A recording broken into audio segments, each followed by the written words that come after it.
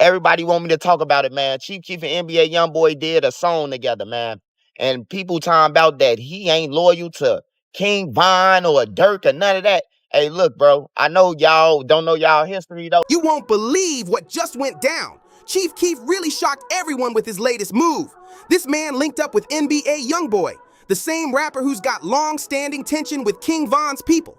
And trust me, it doesn't stop there. Some of Keef's OBlock members are furious and even talking about cutting him off from Chicago completely. Let's break down how things got this wild. Before we dive in, you gotta understand, this ain't just some music drama. This feels like a betrayal that runs deep. We're talking about someone who grew up with these same folks, shared food with them, slept under the same roof, and now he's hanging out with the very crew that his people don't rock with. That's beyond disrespectful. A song came out that NBA YoungBoy put out that was actually produced by Chief Keef.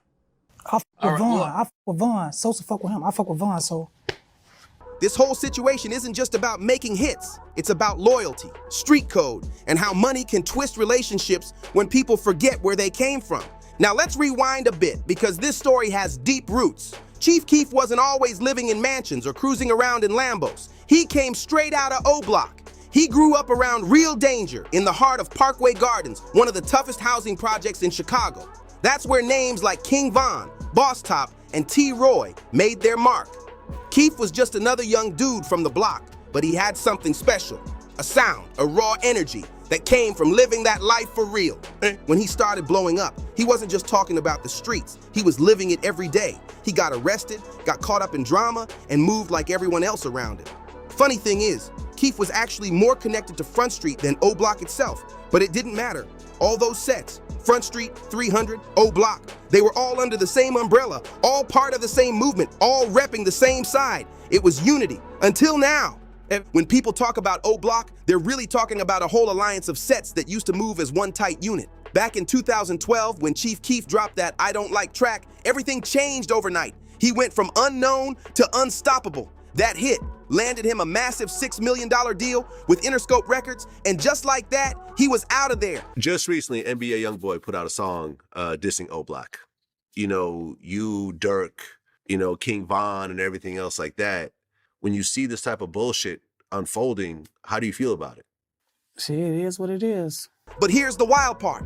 Success came so fast that Keef barely had time to catch his breath. 1 minute, he's just another kid from the projects, hanging on the block with his people. The next, he's got millions in the bank and the entire world calling his name. But instead of celebrating with the same folks who held him down, Sosa made a move nobody saw coming. He packed up, headed straight to LA, and didn't look back. No reunion tour, no bringing the block with him, just gone. Out of everyone who stood by him when he was broke, when times were rough, when the world slept on him, he only took 3 people from the whole block. Just 3.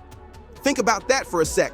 You've got a crew that protected you, made sure you ate, made sure you were good when you had nothing, and once you finally make it out, you leave almost everyone behind. That hit deep, and people didn't forget it. That's exactly what happened. Keef took his closest brothers like Ball Out and Tado, but the rest, they were left back in Chicago, still trapped in the same struggles, still facing the same streets he escaped from. That kind of move created tension, serious resentment. Those guys felt like Sosa had turned his back on them the moment the money came in. Soon, the Chief Keef they knew wasn't the same dude anymore. This wasn't the same kid who used to post up on the block, sharing what little cash he had, making sure his people were good. Now, he was flexing on Instagram, flashing racks, buying cars that cost more than houses, dripping in jewelry, living in luxury, while the ones who helped build him up were still fighting to make it out. You know, what do you think about that, man? And can Chief Keef come back to I still OBlock? talk to him. I still talk to him. I still on FaceTime. So I hear DM me back, all type of shit. Meanwhile, the people Chief Keef left behind, they were still out there struggling. Same streets, same fights, same danger. While he was living large, his old crew was still in the trenches, doing whatever they could just to survive. And that's when the fame and the money really started to mess with him. You gotta understand, when you come from having nothing and suddenly you're sitting on millions, that can flip your mindset quick. But here's the thing, how you handle that change says everything about who you really are. Some folks get rich and make sure their people eat too. Others get rich and start acting brand new, like they forgot the struggle that made them. And Sosa, he picked that second path, and that's where the tension began. He went from being another kid from the block to acting like he was above it all. Like the same people who helped him rise didn't matter anymore. He started moving different, talking different, living like he was too big for his own neighborhood. The wildest part, even though he distanced himself, his music still repped the block heavy. He was still shouting out his set, still throwing shade at their rivals, still using that street image to make his name bigger. But when it came time to actually give back to the ones who helped him come up, he went ghost. That's what made people start looking at him sideways. Do you remember when Keef came out? Was that like a huge changing point for the neighborhood and for Chicago as a whole? We was T, hell yeah. You know, he from my block, so shit, you know how that shit go. But I was in jail. You know, the shit been raw to us and shit, but not everybody get to listen to it. Now I'm in jail. King Von noticed it early on. He used to call it out, saying how Sosa be posting all these guns and bragging about putting hitters on the block, but when it's time to really help the block, he nowhere to be found. Von saw it as fake energy, like you can't talk about being real and giving back if you're not actually doing it. That kind of thing doesn't sit right in the streets, and people started losing respect fast. But here's where things really took a turn. This is where the real tension started brewing. There was this dude from OBlock named Trey 5 who got locked up on gun charges. His bail was $25,000, but to get him out, they only needed 10%, so about $2,500. To outsiders, that might not sound like a lot, but in the projects, when you're broke and scraping just to eat, $2,500 feels like a mountain. So Von, Boss Top, and the rest of the crew started hustling to get that money together any way they could. They were out there grinding, flipping whatever they could, hitting quick licks, selling anything of value just to pull those funds together. They weren't doing it for fun, they were doing it for their brother, someone who held them down. Everyone on the block was trying to pitch in and bring Trey home, except Sosa, and that's when folks started asking real questions about his loyalty. Even after all that grinding, the crew still couldn't come up with enough cash to bail Trey 5 out. So they did what anyone would do when they've got a rich homie. They hit up Chief Keef. I mean, this man just locked in a $6 million deal with Interscope Records. $2,500 should have been nothing but pocket change to him. So they reached out like, yo Sosa, we need your help getting our boy out. We all family. We from the same block. This is what we do for each other. And what did Keef say? Yeah, I got y'all. Just give me a minute. I'm handling some business first. Sounds cool, right? But days turned into weeks, and weeks turned into months. And that money never came. Sosa kept promising, kept saying he'd send it soon, but he never followed through. The excuses kept stacking up while Trey stayed locked up. Even Takeapan, one of the close ones, later spoke on it, saying Keef had been stalling for so long that the crew felt like they gave him more than enough time to do the right thing. They felt betrayed, like their rich homie, who could have helped with ease, just didn't care enough to actually step up. That's when the frustration reached a breaking point. They decided if Sosa wasn't going to help willingly, they'd take matters into their own hands, and that's when everything spun out of control. King Von, Boss Top, and a few others from OBlock made a plan. If Keef wasn't going to look out for them, they'd go get what they felt was owed. On March 27, 2014, they pulled up to the Highland Park home of Chief Keef's manager, where Sosa was staying at the time. But this wasn't some friendly visit to talk things out. This turned into a full-blown home invasion. They broke in and started grabbing everything they could find. Nothing was off limits. According to police reports that leaked later, they snatched one of Chief Keef's cars, scooped up piles of designer gear, jewelry, and expensive items. The wildest part, reports even say Boss Top went into Keef's daughter's room and took some of her little clothes, plus detergent and deodorant. Like, that's how deep the anger ran. They wanted to take everything connected to him. That whole situation showed just how far the trust had fallen. It wasn't just about $2,500 anymore. It was about pride, loyalty, and feeling left behind by someone who came from the same place but forgot what it meant to hold your people down. Original word count, 566. Rewritten, word count, 635. Man stealing a baby's clothes. That's a whole new level of petty. But honestly, it showed just how furious they were with Sosa. Things had reached a breaking point. Emotions were boiling over, and what happened next pushed everything into chaos. During that whole home invasion, shots went off and someone got hit bad enough to end up in the ICU. The police labeled the case as a home invasion and attempted murder. That's how serious it got. Cops named Boss Top and several other OBlock members as prime suspects, and they were facing serious prison time if they got caught. The whole situation was wild. Friends turning against friends, loyalty crumbling, and everybody trying to figure out who crossed who first. But what made everything even crazier? Chief Keef's reaction afterward. Instead of showing any concern for what happened, his manager called the police, but Keef wasn't having it. He jumped on Twitter blasting his own manager, calling him soft for involving the cops. Like bro was angrier at his manager for snitching than at his own crew for breaking into his house. Then, out of nowhere, Sosa tweeted "RIP Boss Top" before deleting it, and that sent the internet into full meltdown mode. People didn't know what to think. Was he saying, "You're dead to me," or did he actually think he might have shot Boss Top during the chaos? Either way, that one tweet confirmed it. The bond between Chief Keef and his block was gone for good. After that day, things were never the same. The trust, the brotherhood, everything fell apart. But believe it or not, the drama didn't stop there. It got even messier. Turns out, during the home invasion, Boss Top managed to snatch Chief Keef's chain. Not just any chain, but the chain, Sosa's signature piece, the one he wore everywhere, the one everyone recognized him by. That chain was like his crown, his pride and identity, and Boss Top took it like it was nothing. For months, no one knew what happened to it. Rumors started flying, fans were speculating, and people were whispering behind the scenes. Then, out of nowhere, Lil Durk blew the whole situation wide open in a diss track. He straight up said, "Boss Top got your chain," and the whole internet went wild. The world found out that Chief Keef had been robbed, not by his ops, not by outsiders, but by his own people. That was a brutal hit to his reputation. Getting your chain snatched is bad enough, but when it's your own crew that does it, and another rapper puts it on blast for the world to see, that's straight up humiliating. Boss Top even doubled down. He made a whole music video flexing with Chief Keef's stolen chain, taunting him, daring him to come back to OBlock if he wanted it back. He was posting pics on social media, grinning, holding up the chain like a trophy, just clowning Sosa. Fans went wild with it. Some started calling Boss Top Broke Top. Others nicknamed him the Diaper Bandit after they found out he'd taken baby clothes during the break-in. It became one of the most talked about moments in the streets and online, a mix of betrayal, pride, and pure chaos that left everyone stunned.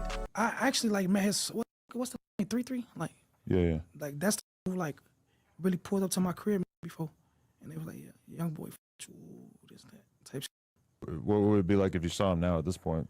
Just awkward? Yeah. This whole situation ended up messing with Boss Top's reputation in the rap world big time. But honestly, he didn't care. In his mind, he felt like he was in the right, like he did what had to be done. But here's where it gets wild. That same chain he took from Chief Keef didn't even stay with him for long. Famous Dex ended up snatching it from Boss Top not long after. Yeah, you heard that right. The chain went from Chief Keef to Boss Top to Famous Dex. That piece of jewelry had more street history than some rappers' entire careers. People started saying the chain was cursed because everyone who had it eventually lost it. It was like bad luck, just follow that thing around. No matter who wore it, it always found a way to disappear. Now, one person who was deep in this whole situation and never stayed quiet about it was King Von. Von made his feelings known. He thought Chief Keef was dead wrong for how he handled the Trey 5 situation and everything that came after. In Von's eyes, when you make it out the hood, you're supposed to bring your people with you, not leave them behind. That's how he saw loyalty. It wasn't about money or fame. It was about standing by the ones who stood by you when nobody else did. Von used to call Sosa out for being fake with it, saying things like, he'd be on Instagram showing guns and money, talking about how he's putting hitters on the block, but when it's time to help his people, he's nowhere to be found. To Von, that was straight up hypocrisy. You can't brag about holding down the block if you won't even put up a little money to bail out your own brother. And if there was one thing Von lived by, it was loyalty. That was his whole code. Loyalty to his block, loyalty to his people, loyalty to the streets. So when he saw Sosa acting like the rules didn't apply to him, it hit different. Von took that personally, like Sosa had disrespected everything they'd built together. That's when the divide between Chief Keef and OBlock became permanent. It turned into a line in the sand. You were either with Sosa or you were with the block. There was no in between. And the majority of people chose the block because they felt like Keef broke the street code by not taking care of his own. Von never backed down from that stance either. He always said Chief Keef was selfish, too focused on his own success to care about anyone else. To Von, that wasn't just disappointment, that was betrayal, plain and simple. When you really look at how everything unfolded, it's hard to say Von was wrong about Chief Keef. Keef had the power, the money, and the influence to help his people. but he chose not to. And that decision destroyed his bond with the block forever. And here's what makes it even deeper. All this wasn't happening in some quiet moment. It was during the height of Chicago's drill era, when the city was like a battlefield. Back then, every set had problems with somebody. OBlock was going at it with STL, 300 was beefing with 051, and the violence was off the charts. It felt like every week there was another tragedy, another loss, another headline. And right in the middle of it all, Chief Keef's music. His songs like I Don't Like and Love Sosa weren't just hits. They were anthems that fueled the fire. He was dissing rivals, naming enemies, and turning real street pain into chart-topping records. Keef was making serious money off the chaos, but he wasn't around to face what came with it. While he was living safe and comfortable out in LA, his people back home were the ones taking all the heat. They were the ones dodging bullets, watching friends die, and dealing with retaliation. Every time one of his songs blew up, the block felt the pressure even harder.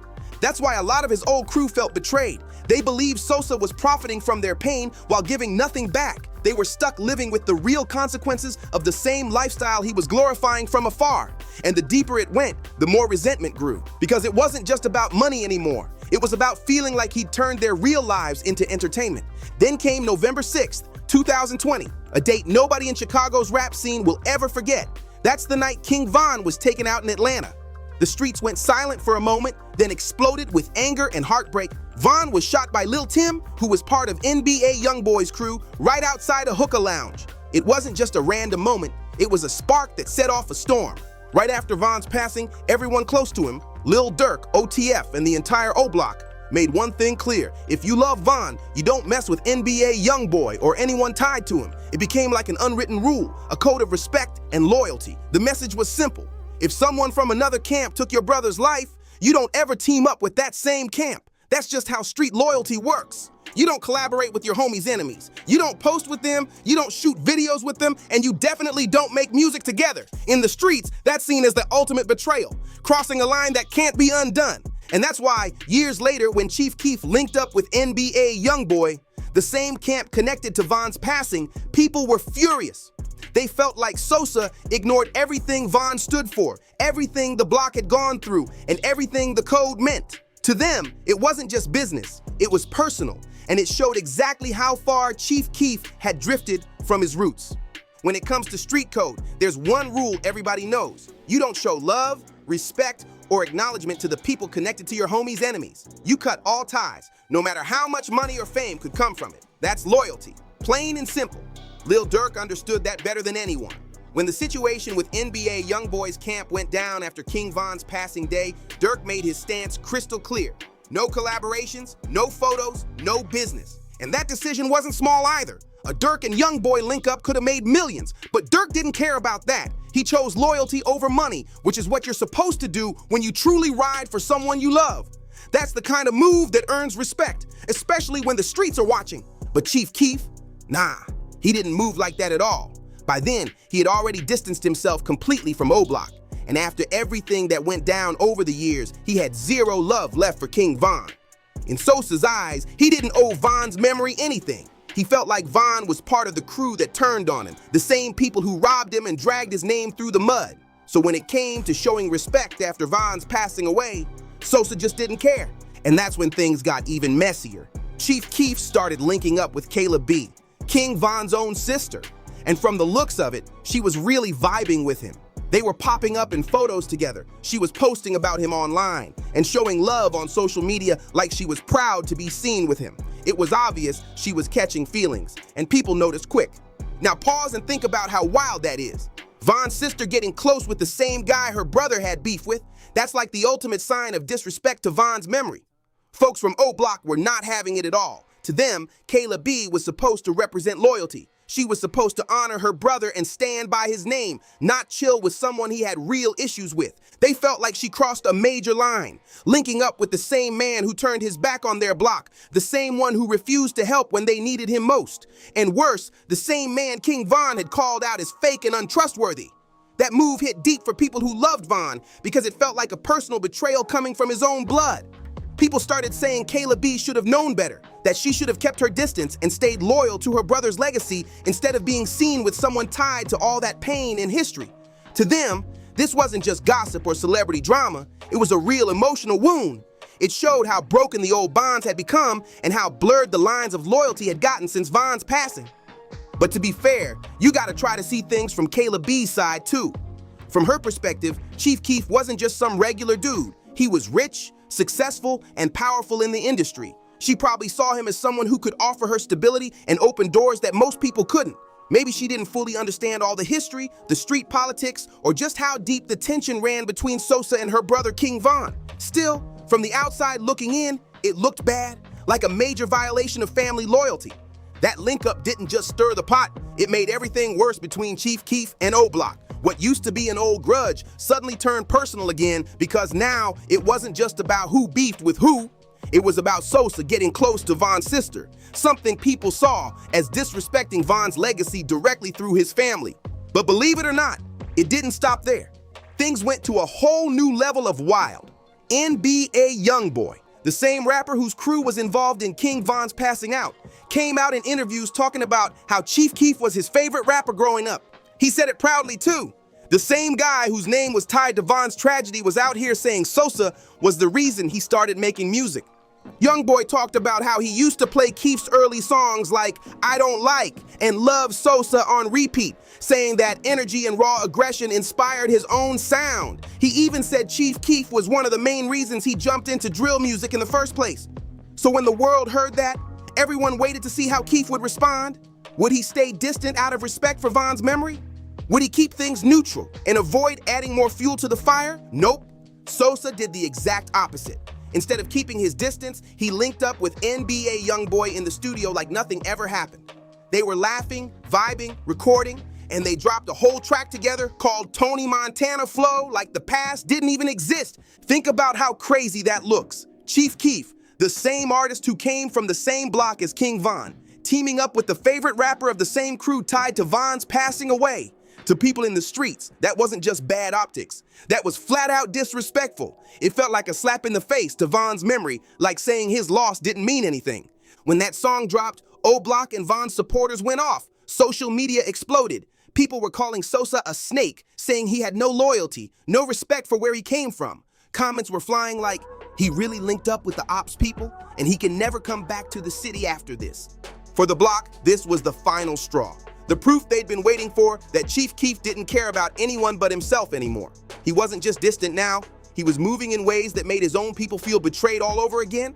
What should have been a proud moment, two huge rappers collaborating, turned into a public symbol of disloyalty, pain, and how far Sosa had drifted from the roots that made him who he was in the first place. Man, the OBlock members are not playing about this situation. It's serious. They've been all over social media making it clear that if Chief Keef ever steps foot back in Chicago, there's gonna be real problems. They're posting threats, calling him banned from the block, saying he can never show his face there again. Some of them even been saying wild stuff like, if you still think Sosa's solid, you need to get slapped. They're not hiding how they feel. They're laughing in his comments, dropping memes and talking reckless, just to remind him that he's not welcome anymore. People have been posting pics of weapons, tagging Sosa, and saying flat out that if he ever comes back to the city, they're ready to handle it. It's not just internet talk either. This feels personal. When Chief Keef posted online saying he wanted to buy property back in Chicago, they clapped back with, "You wish you could even come back here." That right there shows how deep this beef really runs. It's not even about money anymore. They don't care how rich he is or how famous he got. They don't want his donations. They don't want his attention. They just want him gone. And what makes this so crazy is that some of these same guys used to be his day ones. They grew up together, shared food, made music, and had each other's backs when they had nothing.